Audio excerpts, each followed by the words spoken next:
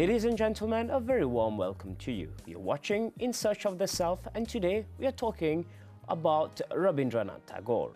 Rabindranath Tagore was a Bengali poet, novelist and painter, best known as the first non-European to be awarded the Nobel Prize for Literature in 1913 for his book Gitanjali, Song Offerings. He was highly influential in introducing the Indian culture to the West and is generally regarded as the outstanding creative artist of modern India. He was the youngest of 13 children born to Rabindranath Tagore and Sharda Devi. His father was a great Hindu philosopher and one of the founders of the religious movement Brahmo Samaj. Rabindranath Tagore, also nicknamed Rabi, which means a son, he was very young when his mother died, and since his father was away most of the time, he was raised by the domestic help. We have Shakuntala Howaldar in the studio with us. I'll just introduce the early life of Rabindranath Tagore. What strikes me the most is he was the youngest of 13 children. Indeed. I must immediately reassure you that this was very common. People did not know anything about family planning. There was no television. There was no radio. So people grew up, but joint family was entertainment 24/7 because you had 13 children and all the brothers and sisters around created a very beautiful ambience. One brother was a musician, another one was a writer, another one was in politics. So it was entertainment 24/7. Back in the days, families used to have many children. We are talking here 13, 14 children. And compared to now, people don't want to have more than one, maximum 2 children. What has changed? Was life easier before? Is it harder now? I think that's a very wonderful question because you have to see people where in the context. And now the context of Rabindranath Tagore was the fact that he had a very rich, cultured family.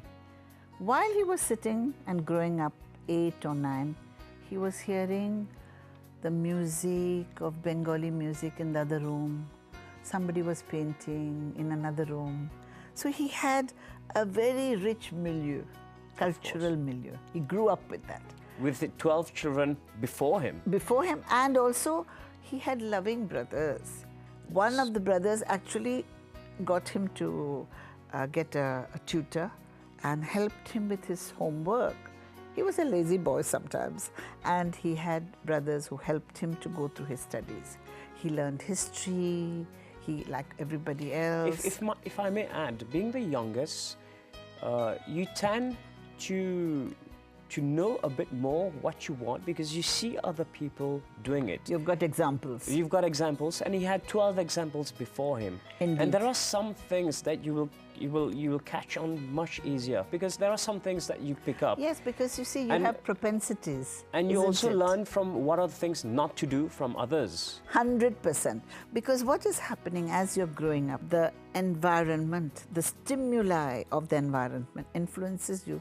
And there are certain things that will attract you and certain things which you won't like. So this is how a child grows in a garden of so many ideas, so many inspirations. We are drawing the milieu in which Rabindranath Tagore He had grew a up. very rich milieu. But remember one thing, his mother died very early. Yes. So he grew up motherless without the woman. The woman plays a very big role in the house, in the family. But if there's no woman, then the poor boy had to depend on the older members of the family. But they were very warm and loving. So he grew up with a very beautiful image of his father, who was a very big, large human being, philosopher, he was a businessman, he was a thinker. He let his children grow up to be beautiful people. So he was a wise father, knowing how to grow his children. The fact that Rabindranath Tagore's mother passed away when he was still very young, Do you think this had an effect?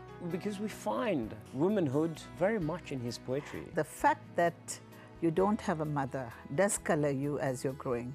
But then Rabindranath was also a thinker. He was a philosopher. He was a poet. And he used to read biographies of great souls of the 20th century. So he has learnt a lot from other people. Absolutely.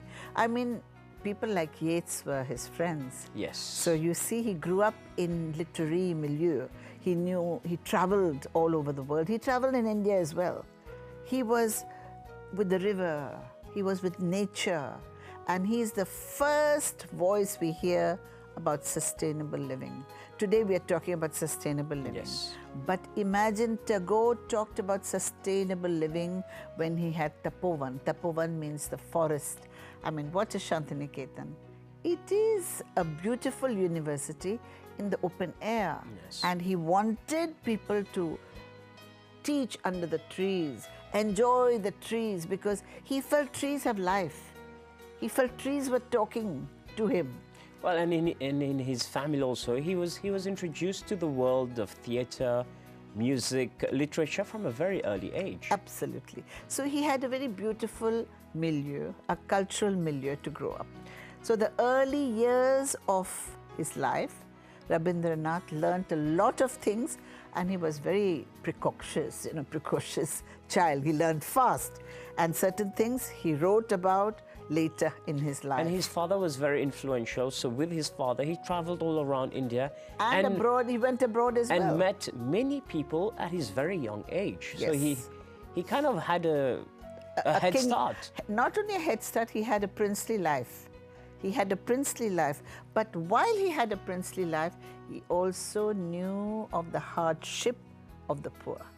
This is very, very exceptional. He always took the side of those who were tilling the soil. He got all the songs from the folk people of Bengal.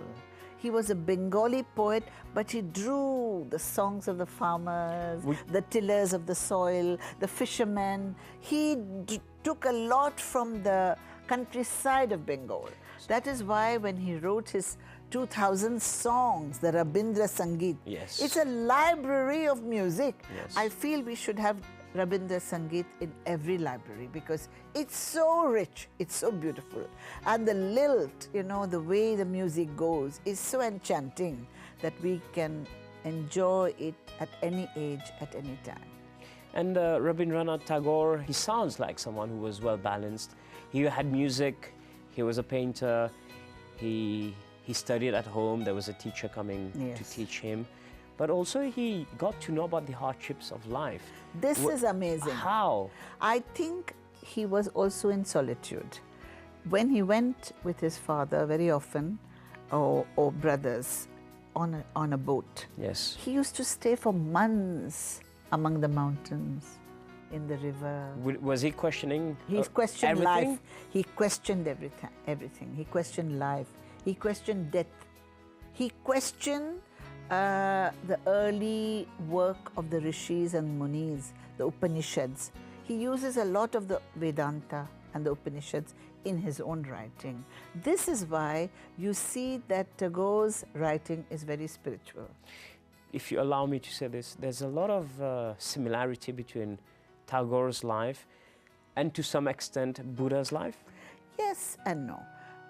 Though Tagore had a very rich milieu and lived a very princely life. But he went on to question everything. Yes, he went philosophy. He went inside himself. Yes, yes. And yes. we find this also in Swami Vivekananda also. You see, therefore, all these great souls are in search of the truth.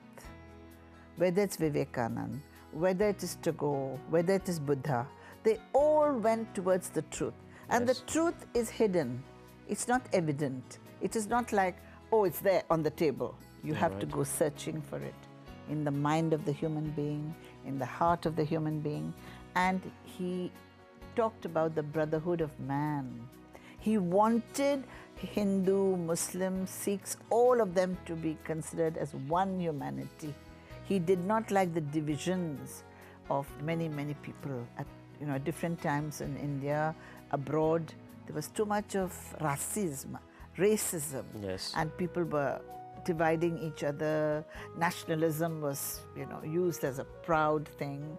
And you remember the world wars. Yes. It scarred Tagore because he realized he can't understand why people are hating each other. What is there to hate each other? So he would express himself through his poetry and painting. He expressed his love for humanity through his paintings and through his love of poetry and music. His music is very, very enchanting. Talking about his music, Shakun, he has written over 2,230 songs, including the Jana Gana Mana, which is the national anthem of India. I think it is something and so he also beautiful, wrote the national anthem for Bangladesh, the Amar Sonar. So we have now come to the end of this episode of In Search of the Self.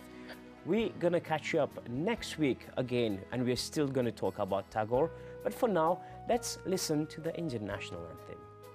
Jana Gana Mana Adhinayak Jaya He Bharat Bhagya Vidhata Punjab Sindh Gujarat Maratha Dravida Utkala Vanga Vindhya Himachala Yamuna Ganga Uchchala Jaladhi Taranga तव शुभ नामे जागे तव शुभ आशीष मांगे गाहे तव जय गाथा जन गण मंगलदायक जय हे भारत भाग्य विधाता जय हे जय हे जय हे जय जय जय जय हे